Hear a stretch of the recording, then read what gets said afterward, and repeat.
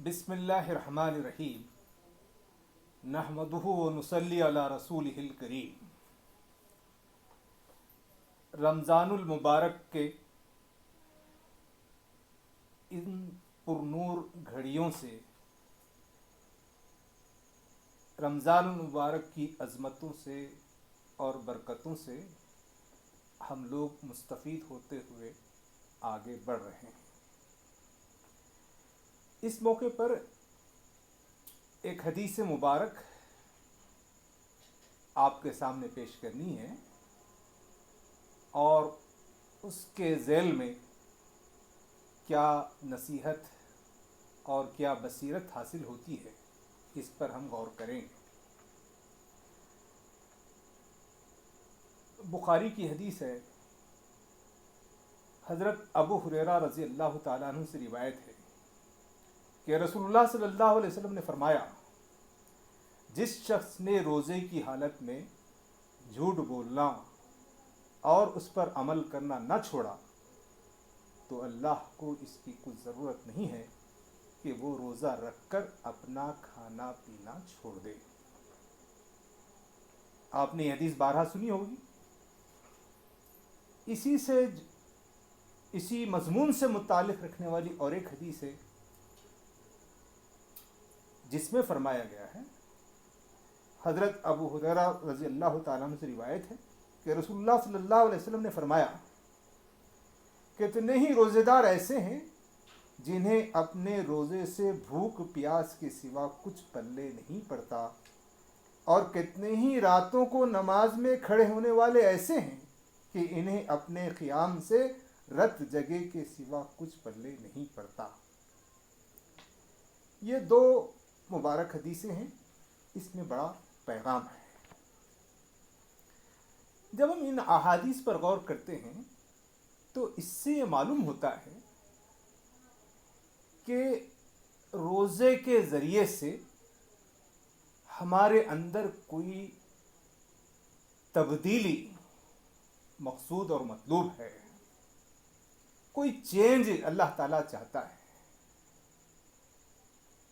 और उसी चेंज को कुरान मजीद में तक़वे से ताबीर किया गया है। हम इन हदीस का मुताला करते हुए एक बड़े मुहक़्क़िक़ और बड़े एक आलिम दीन, उनकी किताब का हम मुताला कर रहे थे। आपने वो नाम ज़रूर सुना होगा। ये ज़िक्र हम कर रहे हैं इमाम गज़ाली रहमतुल्लाह अलैह का, जिन्होंने मशहूर व मारूफ किताब लिखी है जिसका नाम है अहयाउल उलूम।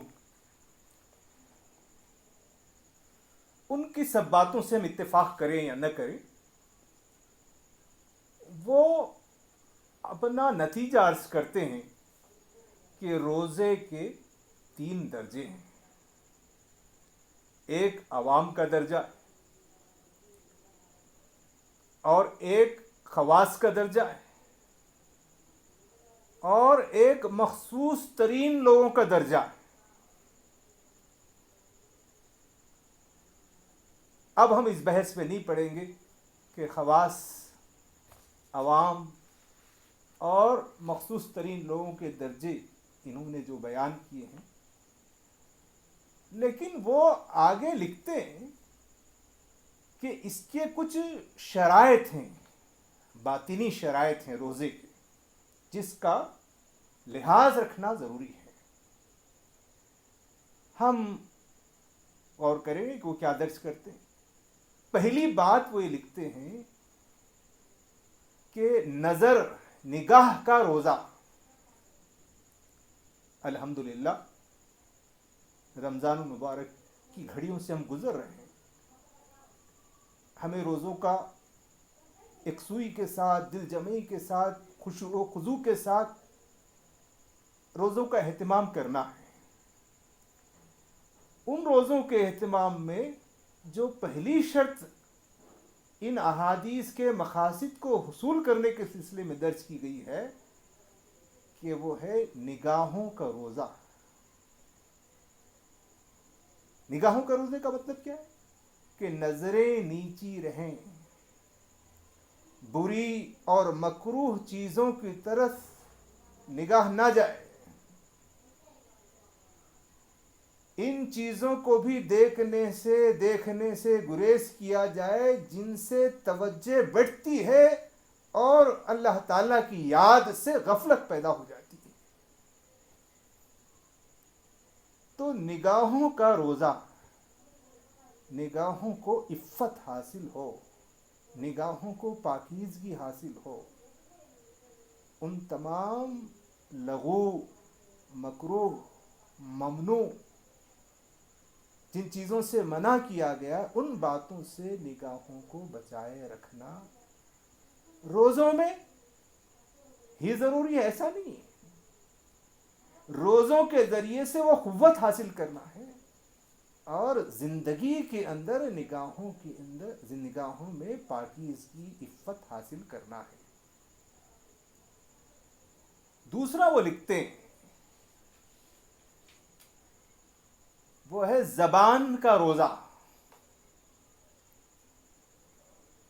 ابھی ہم نے جو حدیث سنی ہے جس میں کہا گیا کہ جھوٹ بولنا اور اس پر عمل کرنا نہ چھوڑا تو اللہ کو اس کی کچھ ضرورت نہیں ہے کہ وہ روزہ رکھ کر اپنا کھانا پینا چھوڑ دے۔ تو روزے میں مسلسل 30 دن اس بات کی تربیت مقصود ہے کہ انسان خواہشات کے اوپر قابو پائے، وہ خواہشات کا غلام نہ ہو، وہ خواہشات کے اوپر قابو پائے، نفس پر قابو پائے۔ تو اس میں دوسری چیز جو بیان کی جاتی ہے وہ زبان ہے۔ لغو باتیں ہیں، جھوٹ ہے، غیبت ہے، چغل خوری ہے، فحش گوئی ہے، ایسی باتیں ہیں جن سے لوگوں کا دل ٹوٹ جاتا ہے، تعلقات ختم ہو جاتے ہیں۔ جبکہ ایک مبارک حدیث میں اللہ کے رسول نے ارشاد فرمایا کہ مسلمان وہ ہے جس کے ہاتھ اور زبان سے دوسرا مسلمان محفوظ رہے۔ تو اگر ہمارے اندر کوئی ایسی خراب عادت ہے کہ ہم لغو بات کرتے ہیں، غیبت کرتے ہیں، چغلی کرتے ہیں، جھوٹ بولتے ہیں، تو روزوں کے اندر یہ بار بار یہ روزہ یاد دلاتا ہے کہ ہمیں یہ نہیں کرنا ہے۔ اور مسلسل 30 دن کی یہ تربیت ہم کو جھوٹ سے اور اس قسم کے برے اور جو غلط باتیں ہیں ان سے ہم پاکیزگی حاصل کریں۔ تو دوسری چیز ہے زبان کا روزہ۔ تیسرا ہے کان کا روزہ، سننے کا عمل۔ جھوٹی باتیں سننا، جیسا جھوٹ بولنا ممنوع ہے ویسے ہی جھوٹ سننا بھی منع ہے۔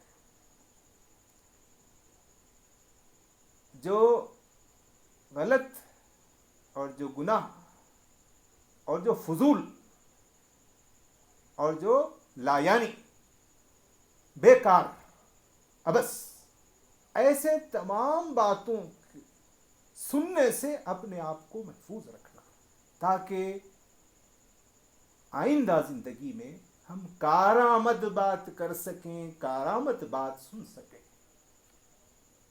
یہ روزہ کان کا روزہ ہے۔ اور چوتھی بات وہ ہے ہاتھ پاؤں اور دوسرے اعضاء، ان کو گناہوں سے بچائے رکھنا، گناہوں سے باز رکھنا۔ ہاتھ ہے، پیر ہے،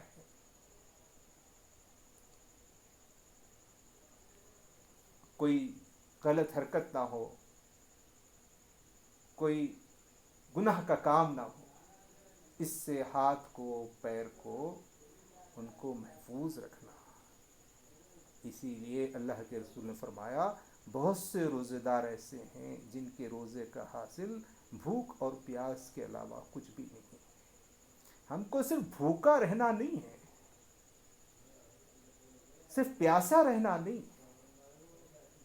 بلکہ اس بھوک اور پیاس پر صبر کرتے ہوئے اپنے اندر صبر کی قوت حاصل کرنا ہے، اور وہی تقویٰ ہے. پانچویں بات، وہ روزوں کے درمیان میں، رمضان کے درمیان میں کم سے کم کھانا. انہوں نے جو بیان کیا ہے تخلیل طعام،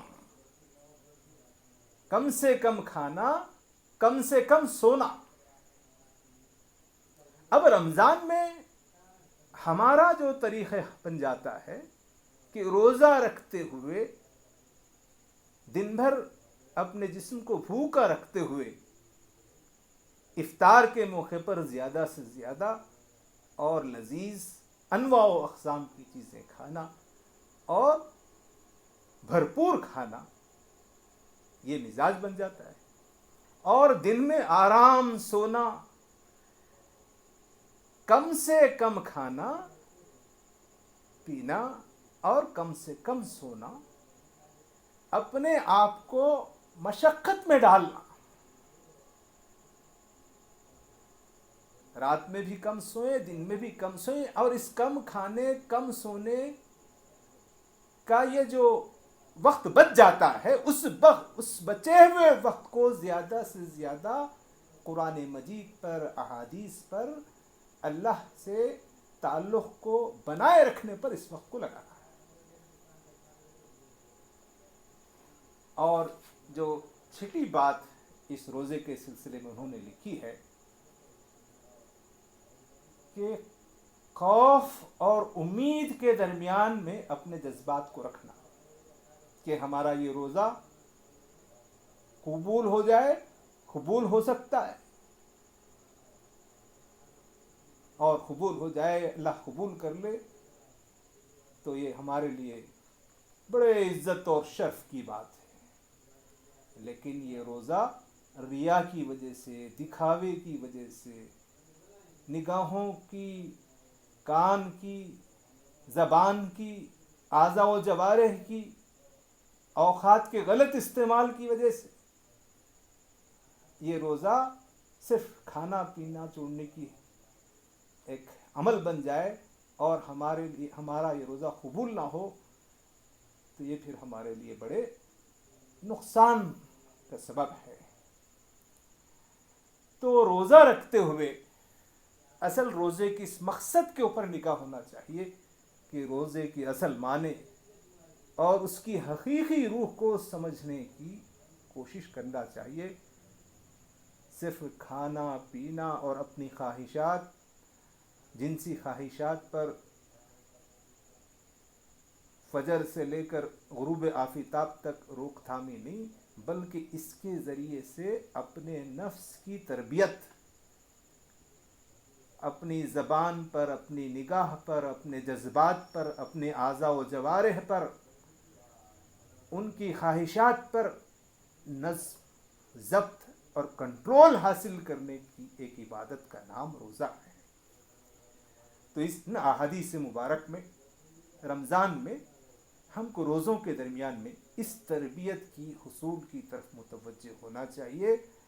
اس کے ذریعے سے ہم ان احادیث میں جن امور کی طرف توجہ دلائی گئی ہے، رسول اللہ صلی اللہ علیہ وسلم نے جن باتوں کو طرف توجہ دلائی ہے، اس کے حاصل کرنے میں ہم آگے بڑھ سکتے ہیں. اللہ تعالی ہماری مدد فرمائے.